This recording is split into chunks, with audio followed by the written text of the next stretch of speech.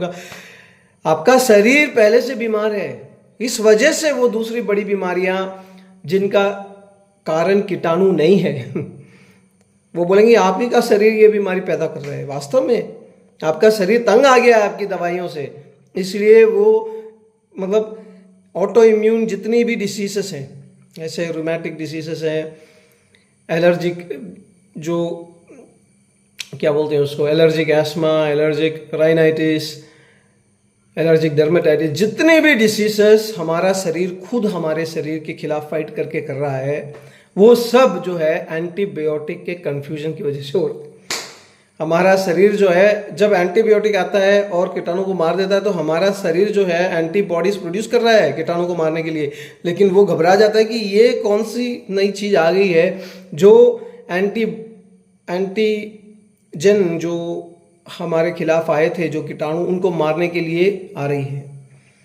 तो जब भी अगली बार बुखार होती है तो एंटीबॉडीज जो है वो हमारा शरीर प्रोड्यूस नहीं करता है, वो वेट करता है कि एंटीबायोटिक आएगा जो बाहर से आएगा और इन कीटाणुओं को कम करेगा, खत्म करेगा। तो क्या होता है बाद में, क्या होता है कि इतना शरीर जो है कंफ्यूज्ड हो जाता है कि वो अपना ही एंटीबॉडीज जो है अपने ही सेल के खिलाफ फाइट करने लग जाते हैं। जैसे कि उसको कंफ्यूजन हो जाता है कि कीटाणु क्या है, हमारा शरीर क्या है। तो जब वो हमारे शरीर के सेल्स के खिलाफ फाइट करना शुरू करता है तब डायबिटीज जैसे पैंक्रियास के अंदर के सेल्स को हमारे ही एंटीबॉडीज मार रहे हैं क्यों मार रहे हैं किसी को नहीं मालूम, बहुत कारण वो देंगे किताब में, लेकिन एग्जैक्ट कारण हर एक केस में अलग होता है और वो किसी को भी पूरा मालूम नहीं हो सकता है। वो बोलेंगे हेरिडिटी है, वो है, ये है। तो क्या पूरे के पूरे अभी तक जितने भी लोग पैदा हुए हैं दुनिया में सबको डायबिटीज़ था और उनको मालूम नहीं था, या डायबिटीज़ का जीन उनके अंदर था उनको मालूम नहीं था, और वो कभी शुगर नहीं खाते थे, वो एक्सरसाइज करते थे, उनका पेट बड़ा नहीं होता था? ये सब क्वेश्चन आपको पूछने चाहिए, लेकिन हम नहीं पूछेंगे क्योंकि हम डॉक्टर जो भी बोलेगा, डॉक्टर किताब में जो भी लिखी होती है वो हम विश्वास कर लेते हैं। ऐसे रट्टा लगा के जाके परीक्षा दे के पास हो गए, उसके बाद में डॉक्टर बन गए। कोई भी पूछेगा क्या कारण है इसका, तो किसके तो 10-15 कारण है भाई, हमको नहीं मालूम कि करेक्ट कारण आपके केस में क्या है। वो हम देखेंगे धीरे धीरे धीरे, जब आप मरने वाले होंगे तब हमको थोड़ा बहुत मालूम हो जाएगा कि किस कारण से ये बीमारी आपको हुई है। ये मेरा एक्सपीरियंस नहीं है, कई बड़े बड़े डॉक्टरों का एक्सपीरियंस है। वो कारण नहीं वो जांच रहे हैं, वो सिर्फ आपकी बीमारी का जो सिम्टम है उसको ठीक करना, उसकी कोशिश कर रहे हैं, उसका डैमेज जो है वो हटाने की कोशिश कर रहे हैं। किस कारण से वो हुआ वो पूरी तरह से वो पता भी नहीं लगा सकते हर एक इंसान के अंदर। वो बोल सकते हैं कि इस बीमारी कई कारण हैं, ये जैसे ब्रॉड स्ट्रोक है, एक बहुत बड़े 20-25 कारण है यार, इसमें से आपके लिए कौन सा है हमको नहीं मालूम, वो होगा, लेकिन हम धीरे धीरे उसका फाइंड आउट करेंगे। तो जो जेनेटिक कारण है उसको आइडेंटिफाई करना बहुत मुश्किल है, लेकिन इसमें एक बात आपको समझने की ये है कि जो हमारा ही सेल, हमारे ही एंटीबॉडी जब पैंक्रियास को मार देते हैं, पैंक्रियास के अच्छे सेल्स को मार देते हैं, तब डायबिटीज होता है। हमारे ही एंटीबॉडीज जब हमारे जॉइंट के जो सेल्स होते हैं उसको मार देते हैं, तब रूमेटॉइड आर्थराइटिस होता है। हमारे ही एंटीबॉडीज जब ओवर रिएक्ट करते हैं डस्ट पार्टिकल से, तब एलर्जिक राइनाइटिस होता है, जो पानी निकलता है नाक से, एलर्जी, आंख लाल हो जाती है और कान लाल हो जाते हैं, नाक से पानी निकलता है, सुबह उठते ही एलर्जी हो गई, क्या हो गया, जब हमारे ही एंटीबॉडी कर रहे हैं ये सब। और ये हमारे ही एंटीबॉडी है जो ओवर रिएक्शन करके हमारे अंदर एटोपिक आस्मा उसको बोलते हैं, एलर्जिक आस्मा पैदा करते हैं। ये हमारे ही एंटीबॉडीज हैं जो हमारे पेट में अगर हम कुछ खाना खा ले तो इतना ओवर रिएक्शन कर देते हैं कि हमें उस बीमारी को इरिटेबल बाउल सिंड्रोम बोलना पड़ता है, क्योंकि उसमें कई चीज़ें हैं, ऊपर से लेकर नीचे तक कई बातें आती है। सिंड्रोम हो गया वो, मतलब कि डकारें आएंगी जिसका कारण होगा गर्ड, और क्या बोलते हैं कॉन्स्टिपेशन हो जाएगा, कई बार डायरिया हो जाएगा, कई बार बहुत ज़्यादा क्या बोलते हैं उसको गैस इकट्ठी हो जाएगी, कई बार गैस निकलेगी, कई बार गैस नहीं निकलेगी। ये सारे के सारे जो हैं इनके नाम अलग अलग हैं। इतनी सारी बीमारियों वाला एक सिंड्रोम हो जाता है वो उसको। अब हम देखें तो उसका कारण क्या है कुछ नहीं मालूम किसी को भी नहीं मालूम। हमारा ही शरीर जो है हमारे शरीर के खिलाफ फाइट कर रहा है। तो पहले वो देखेंगे कि इन्फ्लेमेटरी बाउल डिसीज है, डाइवर्टिकुलाइटिस है, या ये है वो जो भी मतलब मेन डिसीज है वो देखेंगे कि आपके है क्या, नहीं है, ये कुछ भी नहीं है। तो इसका मतलब क्या है आपके, वो उसको बोलते हैं इरिटेबल बाउल सिंड्रोम, यानी कि आपका शरीर जो है वो इरिटेटेड है। हमको नहीं मालूम कि क्यों इरिटेटेड है, जो भी आप खाते हो उससे वो इरिटेशन के साथ बिहेव कर रहा है। और जो आपके एंटीबॉडीज है, आपका ही शरीर आपके खिलाफ काम कर रहा है। एक तरीके से बोले तो आपका ही शरीर आपके खिलाफ काम कर रहा है। ये कोई बाहर से आई हुई बीमारियां नहीं है, ये सब आपके अंदर से आई हुई बीमारियां हैं। अरे शरीर इतना कमजोर हो गया है, वो ये नहीं समझ पा रहा है कि किसको अटैक करूं किसको नहीं अटैक करूं। वो अपने ही शरीर को, अपने ही शरीर के सेल्स को अटैक कर रहा है। इस अवस्था में है हमारे मेजॉरिटी लोग। फिर भी हम ये सोचते हैं कि हम हेल्दी हैं, हम हेल्दी नहीं है। हेल्थ क्या होता है?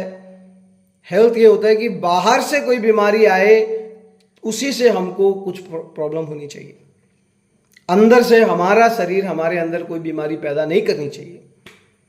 वो जो सिचुएशन हमारा है वो कभी भी हमारे जीवन में हुआ है तो उसको हम हेल्थ कहते हैं।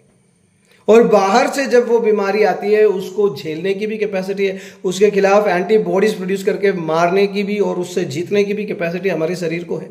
नहीं तो इंसान क्या 200 साल में इंसान पैदा हुआ था? इनकी मॉडर्न मेडिसिन का टोटल 200 साल का हिस्ट्री है।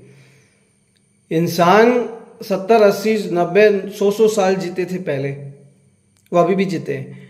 तो आप बोलोगे कि कई लोगों की उम्र बढ़ी है, वो सही है। क्या हुआ है कि जो भी अनहेल्थी लोग थे, जो 20 साल में मर जाते थे, 25 साल में मर जाते थे, जिनका डीएनए ऑलरेडी वो पहले से ही बीमार हैं या पहले से ही उनका अनहेल्दी था शरीर, वो लोग जो हैं वो लोग अभी 60, 70 साल जी रहे हैं। और जो हेल्दी थे, जिनको बिना मेडिसिन के 100 साल तक जीना था, उनकी उम्र कम हो गई है, वो 60 साल में मर जाते हैं। डॉक्टर भी मर जाते हैं 45 साल में, हार्ट अटैक हो गया। कार्डियक सर्जन था, हार्ट अटैक हो गया क्यों हो गया? स्ट्रेस की वजह से। कोई वो अल्कोहल नहीं पीता था, सिगरेट नहीं पीता था, कोई बुरे काम नहीं करता था, थोड़ी नींद उसकी कम हो गई थी क्योंकि वो बहुत ज़्यादा ऑपरेशन करता था। और इतने ऑपरेशन किए उसने, इतने हार्ट के लोगों को उसने जीवन दिया, बचाया, कि अंत में उसका स्ट्रेस लेवल इतना बढ़ गया कि उसके शरीर के हार्मोन जो हैं वो ऐसी चीज़ पैदा करने लग गए जिससे उसका हार्ट खराब हो गया। क्योंकि हम सोचते हैं कि कोलेस्ट्रॉल सिर्फ हमारे खाने पीने से बढ़ता है। कई लोग ये सोचते हैं कि खाओगे पियोगे, जैसे कि आप अगर तेल वाली चीज़, तली हुई चीज़, ऐसी चीज़ें खाओगे तो आपका कोलेस्ट्रॉल बढ़ेगा, लेकिन कोई ज़रूरी नहीं है। कोलेस्ट्रॉल बढ़ने के लिए आपके शरीर के अंदर एक ग्लैंड है, एड्रिनल ग्लैंड, वो अपने आप ही प्रोड्यूस कर देगा। अगर आप स्ट्रेस लेवल आपका बहुत ज़्यादा होगा तो आपके अंदर जो है स्टेरॉइड्स, कोलेस्ट्रॉल नहीं बोल सकते हम, स्टेरॉइड्स जो है वो बढ़ेंगे। और वो जो स्टेरॉइड्स बढ़ेंगे और वो स्टेरॉइड्स बढ़ने का जो अंतिम नतीजा है, वो नतीजा क्या होगा कि जैसे जिस आदमी के अंदर कोलेस्ट्रॉल बहुत ज़्यादा हो जाता है, उसका हार्ट के अंदर ये जो पैदा हो जाते हैं ब्लॉक, वैसे ही उसके भी अंदर स्ट्रेस लेवल जिसका बहुत ज़्यादा है, मैकेनिज्म दूसरा है, लेकिन उसके भी अंदर ये ब्लॉक्स पैदा हो जाते हैं। अभी इस आदमी के अंदर ब्लॉक थे या नहीं थे वो भी हमको नहीं मालूम, क्योंकि सिर्फ बहुत ज़्यादा टेंशन होने से या बहुत ज़्यादा एक्साइटमेंट होने से भी हार्ट अटैक हो सकता है। हार्ट अटैक के ही कितने कारण बता दिए मैंने आपको 5 मिनट के अंदर। ये अगर एक एक कारण के नीचे आप देखोगे ना, बहुत कारण है उसके नीचे। तो समझने की बात ये है कि हमारे शरीर को हेल्दी बनाना ज़्यादा जरूरी है, जिससे हमारा शरीर जो है बाहर की बीमारियों से फाइट कर सके।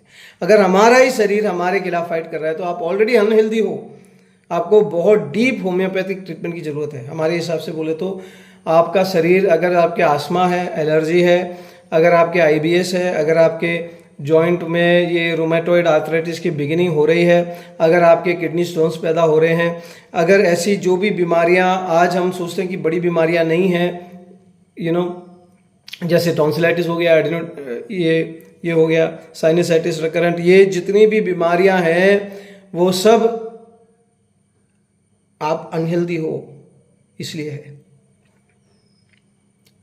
उसका इलाज अगर आप होम्योपैथी के हिसाब से कराओगे तो वो बीमारी 1 साल लगेगा, 2 साल लगेगा, अंदर से चली जाएगी।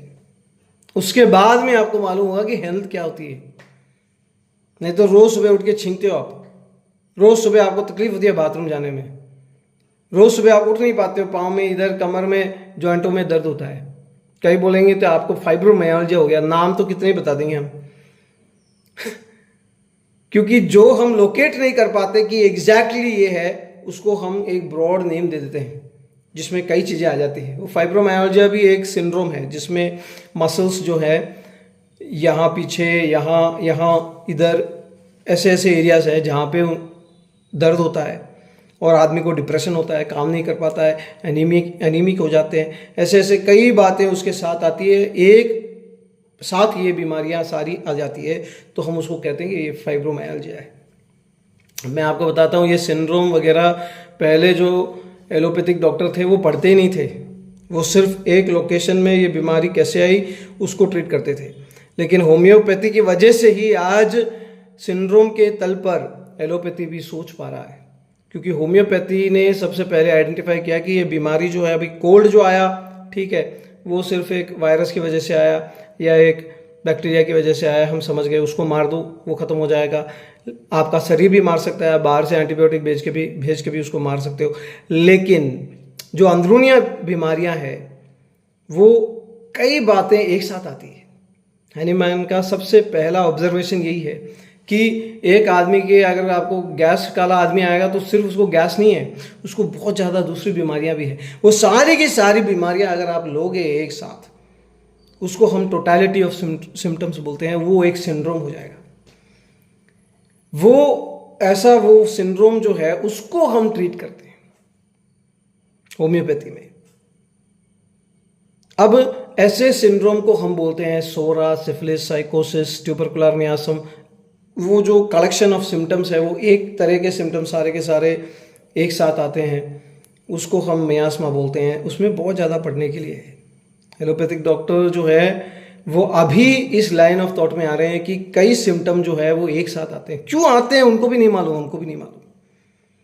जैसे कि हैनीमैन ने कहा था कि एलर्जिक आस्मा जो है और एलर्जिक क्या बोलते हैं, राइनाइटिस जो है, एलर्जिक आस्मा जो है, और एलर्जिक डर्मेटाइटिस, यानी कि जो खुजली आपको हो रही है एलर्जी की वजह से, और जो छींकें आपके आ रही है एलर्जी की वजह से, जो आस्मा आपको हो रहा है एलर्जी की वजह से, ये सारे तीनों बीमारियां कनेक्टेड है।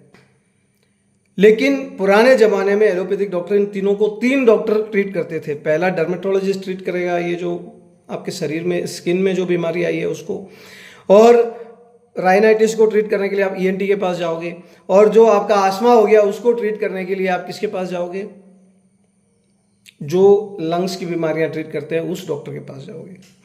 समझ रहे हो आप? और ये तीनों डॉक्टर 3 तरह की दवाइयां देंगे और आपकी बीमारी कभी ठीक भी नहीं होगी। आज एलोपैथिक डॉक्टर, आप अगर किताब पढ़ोगे, पुरानी किताब मेरे पास है, 20 साल पहले मैं पढ़ा था, 25 साल पहले, वो किताब मेरे पास है, और आज की किताब भी मेरे पास है। आज वो उनका जो पूरा सोचने का तरीका है वो बदल गया 20-25 साल में। वो कहते हैं कि ये तीनों बीमारियां जो है वो कनेक्टेड है। उनको तीनों को मिला के वो एटोपिक ट्रायड कहते हैं। ऐसी बीमारी के बारे में मैं तो पढ़ा ही नहीं था जब मैं पढ़ रहा था, अब मैं पढ़ रहा हूँ। एटोपिक ट्रायड मतलब क्या हुआ कि ये डर्मेटाइटिस जो है, और ये जो आस्मा जो है, ये जो राइनाइटिस जो है, ये तीनों की तीनों बीमारियां जो है वो कनेक्टेड है। वो एक ही रीजन से हो रही है, हमारा ही शरीर हमारे खिलाफ फाइट कर रहा है। तो ऐसी बीमारियां जो है इनको हम सिंड्रोम कहते हैं। ये एक साथ है, इसमें से 2 हो तो भी हम उसको एटोपिक ट्रायड कह सकते हैं, क्योंकि तीसरी आने वाली है। कई लोगों के खुजली होती है और छींक आती है। आस्मा अभी तक नहीं हुआ है लेकिन हो जाएगा आगे जाके, या फिर उनके बच्चों को हो जाएगा। आप अगर बच्चों की हिस्ट्री लोगे तो बोलेंगे कि देखिए हमारे पिताजी को खाज होती थी, खुजली होती थी, और उनके बहुत छींकें आती थी, और कोई बीमारी, बड़ी बीमारी उनके नहीं हुई।